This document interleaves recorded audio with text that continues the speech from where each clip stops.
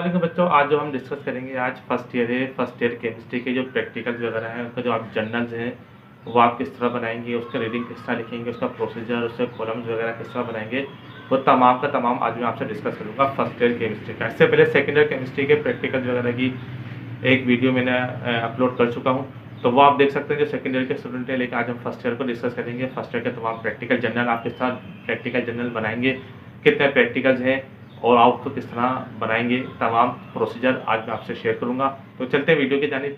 Laptop पे मैं आपको समझाता हूँ।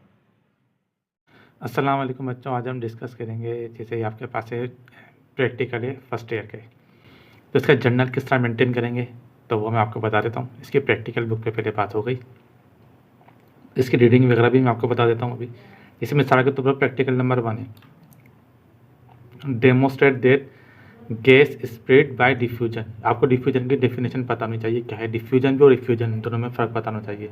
To the area of lower concentration, ठीक है। तो आप इस तरीके से क्या करेंगे, इसको लिखना शुरू करेंगे। जैसे मिसाल के तौर पर पहले थ्योरी आ जाएगी, केमिकल आ जाएंगे, HCl हो गया, अमोनिया यानी NH3 हो गया, हाइड्रोक्लोरिक एसिड और अमोनिया होगा। अब इसमें ज़रा देखिए थ्योरी आएगी डिफ्यूजन। मैंने आपको क्या बताया था, डिफ्यूजन के बारे में आपको पहले पता होना चाहिए, इसका फार्मूला भी देखने हैं।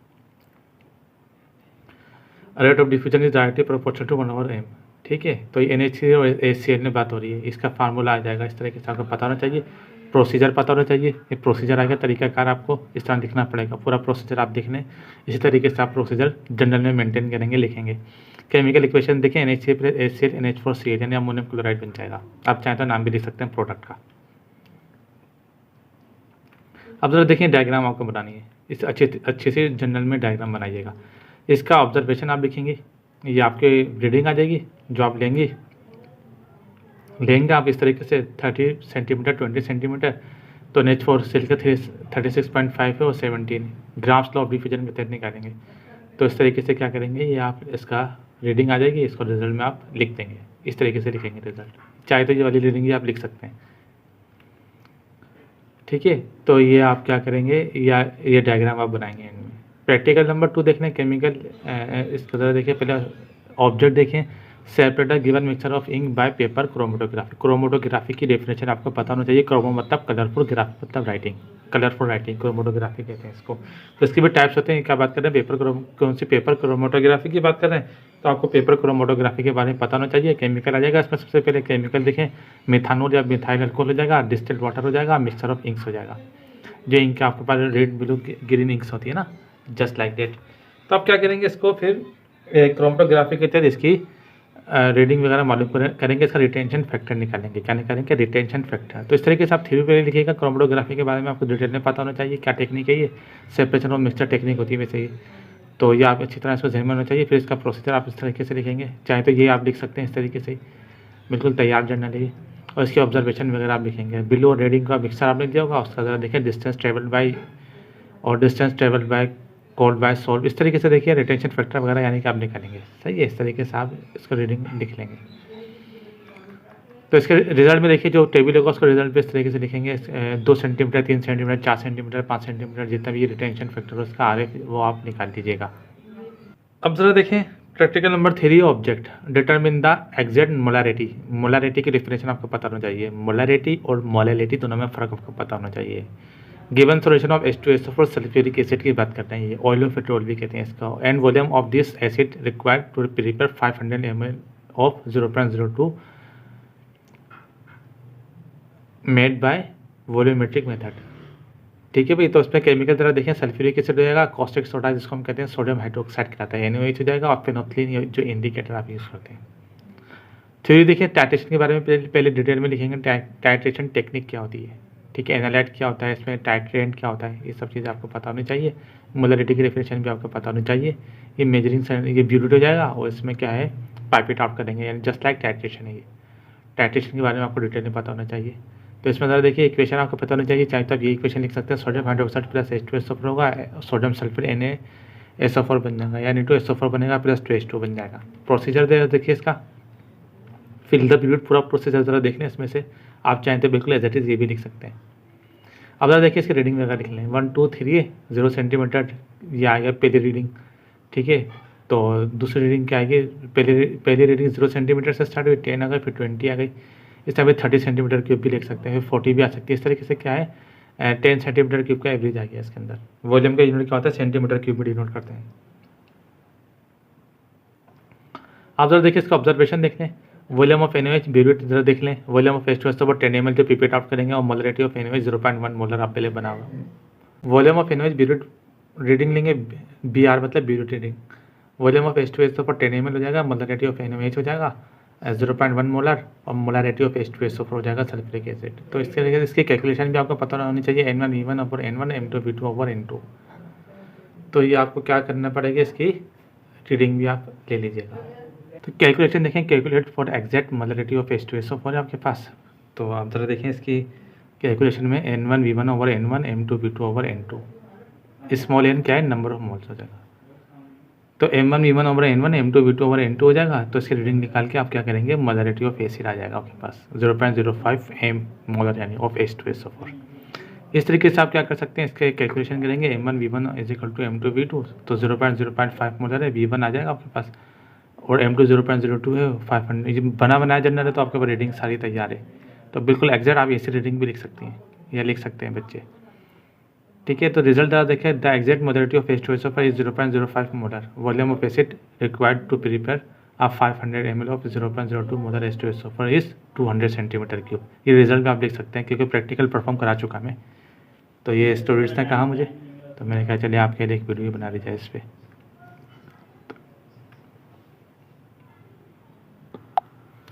अच्छा प्यारे बच्चे तरह देखें, एक्सपेरिमेंट नंबर 4 भी देख लें, ऑब्जेक्ट देख लें, crystallisation of benzoic acid from water से बेंजोइक एसिड के साथ तैयार की जाएगी, इसकी क्रिस्टलाइजेशन करेंगे।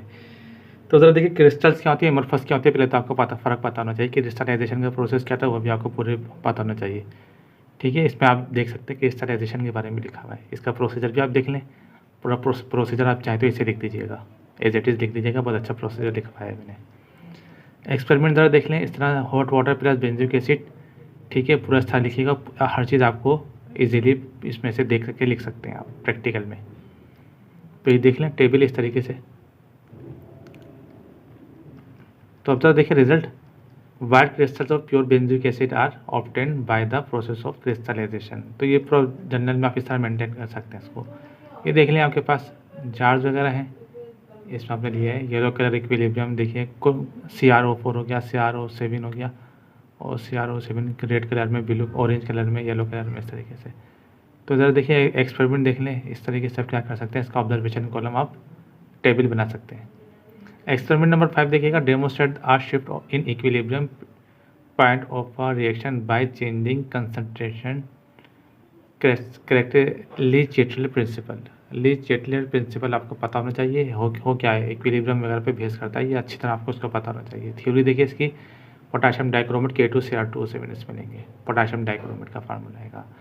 क्रिस्टलाइजेशन सॉलिड करेंगे, देखिए पूरा इसको अच्छी तरह से नोट कर लें, इसकी इक्वेशन देख लें, H2 के साथ रिएक्शन का। अच्छा तरह देखिए Cr2O7 है, H2 है, तो क्या होगा, इसमें येलो क्रिस्टल आ जाएंगे, +2H हो जाएगा, तो इक्विलिब्रियम आ जाएगा। इसमें देखिए इक्विलिब्रियम के बारे में पता होना चाहिए, इक्विलिब्रियम कांस्टेंट कैसे क्या था वो सब आपको इसकी नॉलेज होनी चाहिए। तो ये बाबा वगैरह में आमतौर पे आ जाता है। तो अब ज़रा देखिए इसका प्रोसीजर वगैरह सारा देख लें अच्छी तरीके से, टाइम नहीं है कि डिटेल में पढ़ के बता सकूँ आपको। तो इस तरीके से देख लें, बीकर लेना पड़ेगा आपको, सारा काम रिजोल्यूशन करना पड़ेगा, इस तरीके से सारा देखिए डायग्राम के जरिए और अच्छी तरह इसको देख लें। तो इसको निकालना पड़ेगा, रिजल्ट वगैरह इसका देख लें। एडिशन ऑफ H2SO4 होगा, देखिए एसिड बेस टाइट्रेशन जो होती है, H2SO4 एसिड हो गया और NaOH बेस हो गया, strong acid strong base versus titration. तो इसमें इस तरीके से क्या करेंगे, ये आपको प्रैक्टिकल नंबर 5 में करना पड़ेगा। Demonstrate a shift in equilibrium point of a reaction by changing concentration, ठीक है, ली चेटलर प्रिंसिपल के तहत आपको करना पड़ेगा, इसको अच्छी तरह याद कर लीजिएगा। अब ज़रा देखिए इसका, अच्छा देखिए प्रैक्टिकल नंबर 6 देखें, पूरा अच्छी तरह इसका ऑब्जेक्ट देख लें, बिल्कुल वैसा ही ये भी। इसका ऑब्जेक्ट के बाद क्या करेंगे, आप सबसे पहले इसकी थ्योरी टाइट्रेशन के बारे में पढ़ेंगे। जितनी आमतौर पर टाइट्रेशन आपको दी हुई है, ज़्यादातर एसिड बेस टाइट्रेशन ही होती है और ये भी एसिड बेस टाइट्रेशन ही है। तो देखिए इसमें एनालाइट होता है, टाइट्रेंट होता है, ठीक है, इस तरीके से सारी डिफरेंसेस आपको जो मैं नाम दे रहा हूँ पता होनी चाहिए, इक्वेशन आपको अच्छी तरह पता होनी चाहिए सोडियम सल्फेट वाली। अब अगर देखिए इसमें भी क्या करना पड़ेगा, आपको इनिशियल रीडिंग लेना पड़ेगी, फाइनल रीडिंग लेना पड़ेगी और फिर कॉन्कॉर्डेंट यानी एवरेज रीडिंग, जिसको कैसे कॉन्कॉर्डेंट रीडिंग आपको लेना पड़ेगी। इस तरीके से रीडिंग में आप देख लीजिए, और परसेंटेज ऑफ NaOH आपको निकालनी थी, तो अमाउंट ऑफ NaOH और amount of mixture multiply by 100 कर देंगे तो आपके पास आएगी परसेंटेज आ जाएगी। प्रोसीजर इसका अच्छी तरीके से देखें इस तरीके से, और इसको देखिए इसकी इक्वेशन H2SO4 वर्सेस NaOH है, M1V1/N1 M2V2/N2 हो जाएगा। अच्छी तरीके से क्या करेंगे इसकी इक्वेशन लगा के फार्मूला वगैरह सब लिख के इसकी परसेंटेज ऑफ NaOH निकालेंगे, amount of NaOH amount of mixture multiply by 100। देखिए जो जो अमाउंट आए इस तरीके से आप लिख दीजिएगा, आपको रीडिंग लिखी हुई सामने नजर आ रही होगी, इसी तरीके से आप जनरल में लिख दीजिएगा। इसके ऑब्जर्वेशन भी देख लें, इस तरीके से क्या करेंगे इसके ऑब्जर्वेशन भी लिख दीजिएगा। अब आप आते हैं एक्सपेरिमेंट नंबर 7 पे, तो show that the addition of an catalyst increases the rate of reaction. तो ज़रा देखिए कैटालिस्ट बढ़ाने से रेट ऑफ रिएक्शन बढ़ जाता है, तो इस तरीके से क्या है कैटालिस्ट और इनहिबिटर दोनों की डिफरेंशिएशन भी आपको पता होनी चाहिए। थ्योरी देख लें, hydrogen peroxide manganese dioxide water plus oxygen बन जाएगा। इसका प्रोसीजर भी देख लें अच्छे तरीके से, इसी तरह आप प्रोसीजर लिखिएगा, इसी तरह आप रिजल्ट लिख लीजिएगा। Manganese dioxide MnO2 is therefore serving as a catalyst. Manganese dioxide की बात करें जो ब्लैक पाउडर यानी ब्लैक पाउडर लाइक होता है। Catalyst increase the rate of reaction, तो कैटालिस्ट बनाने से क्या होता है रेट ऑफ रिएक्शन यानी तामुल की शरह बढ़ जाती है, शरह तामुल जिसको कहते हैं। एक्सपेरिमेंट नंबर 8 भी देख लीजिए, determine the heat of neutralisation. Heat को कैपिटल Q से डिनोट करते हैं, तो टेम्परेचर और हीट में आपको फर्क पता होना चाहिए। रिएक्शन बिटवीन NaOH और HCl, तो ज़रा देखिए भाई इसका भी ज़रा देखें पूरा अच्छी तरह पढ़ लें थ्योरी इसकी। HCl plus NaOH NaCl plus H2 हो जाएगा, तो हीट ऑफ न्यूट्रलाइजेशन ठीक है ये मालूम करना है। इसका प्रोसीजर भी अच्छी तरह देख लें, इसी तरह लिखिएगा आप, यही आप याद भी कर सकते हैं प्रैक्टिकल के लिए, फाइनल प्रैक्टिकल के लिए। तो देखिए इस तरीके से इसका प्रोसीजर के बाद इसकी ऑब्जर्वेशन आएगी, ये ऑब्जर्वेशन कॉलम में आप इससे ऑब्जर्वेशन भी लिख सकते हैं, ये देखते जाइए। तो इसकी कैलकुलेशन भी है ये, इसका फार्मूला भी जरा देख लें, और ये इसका रिजल्ट आप देख लीजिए, रिजल्ट आप लिख सकते हैं। एक्सपेरिमेंट नंबर 9 भी देखें, standardize the given solution of KMnO2। MnO2 की बात कर रहे हैं, and calculation the volume of KMnO2 required for preparing 1 decimetre cube of 0.01 molar KMnO2 solution volumetrically. ज़रा देखिए इसका भी थ्योरी देख ले पहले। रिडॉक्स टाइट्रेशन, रिडॉक्स रिएक्शन क्या होता है पता होनी चाहिए आपको, टाइट्रेशन भी पता होनी चाहिए, एसिड बेस टाइट्रेशन की बात कर रहे हैं, और रिडॉक्स रिएक्शन भी आपको पता होना चाहिए, ऑक्सीडेशन और रिडक्शन की डेफिनेशन भी आपको पता होनी चाहिए रिडॉक्स को समझने के लिए। तो अच्छी तरह देख लें, थ्योरी देख लें अच्छी तरीके से, इसकी इक्वेशन देख लीजिए, इस तरीके से आपको इक्वेशन याद करना पड़ेगी। ये देख लें सामने आपको लिखी हुई नज़र आ रही होंगी, और इसकी रीडिंग वगैरह भी देख लें अच्छे तरीके से, तो इससे आपको बहुत फ़ायदा हो जाएगा। इसी तरह लिख भी सकते हैं आप, इसका प्रोसीजर भी देख लें और इसकी ऑब्जर्वेशन भी देख लें। के मोलरिटी ऑफ KMnO4 मालूम करनी है आपको, ये इसका कैलकुलेशन देख लें, M1V1/N1 M2V2/N2 इस तरीके से। एक अगर आप देख लेंगे सब प्रैक्टिकल तो तमाम प्रैक्टिकल आप इजीली कर सकते हैं, टाइट्रेशन के और परसेंटेज के निकाल लेंगे। इस तरीके से तमाम प्रैक्टिकल आप देख सकते हैं। अब जरा देखें एक्सपेरिमेंट नंबर 10 में देख लें, determine the amount of ion Fe+1 के आयरन की बात कर रहे हैं इन द गिवन सैंपल वॉल्यूमेट्रिकली। तो ज़रा देख लें रिडॉक्स टाइट्रेशन आपको पता होनी चाहिए क्या होती है, इसमें अच्छी तरह देख लें, सब कुछ लिखा हुआ है इसमें, इस थ्योरी में देख लें। इतना टाइम नहीं कि हर चीज़ पढ़ के बताऊँ आपको, इक्वेशंस भी आपको इसी तरह लिखनी है और याद करनी है प्रैक्टिकल में, और ये रीडिंग भी आप क्या करेंगे इसी तरीके से लिख देंगे। तो ये प्रोसीजर वगैरह इसका अच्छी तरीके से आप लिख देंगे। इसकी ऑब्जर्वेशन भी देख लें, FeSO4 की बात कर रहे हैं, आयरन सल्फेट की, KMnO4 की बात कर रही है, वॉल्यूम ऑफ KMnO4 सोल्यूशन हो जाएगा और मोलरिटी ऑफ FeSO4 हो जाएगा। कैलकुलेशन देख लें, इसको अच्छी तरह आप लिख दीजिएगा, तो ये रिजल्ट भी आपके सामने आ जाएगा।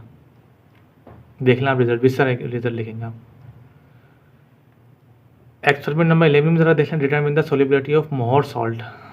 जी देखिए acidic salt, basic salt, normal salt, ठीक है, मोहर सॉल्ट की बात कर रहे हैं। पूरा इसमें ज़रा देख लें, आपको डेफिनेशन थ्योरी में आपको सब कुछ मिल जाएगा, देख लें अच्छी तरीके से। इस तरीके से क्या करेंगे हम मोहर सॉल्ट के बारे में लिखेंगे,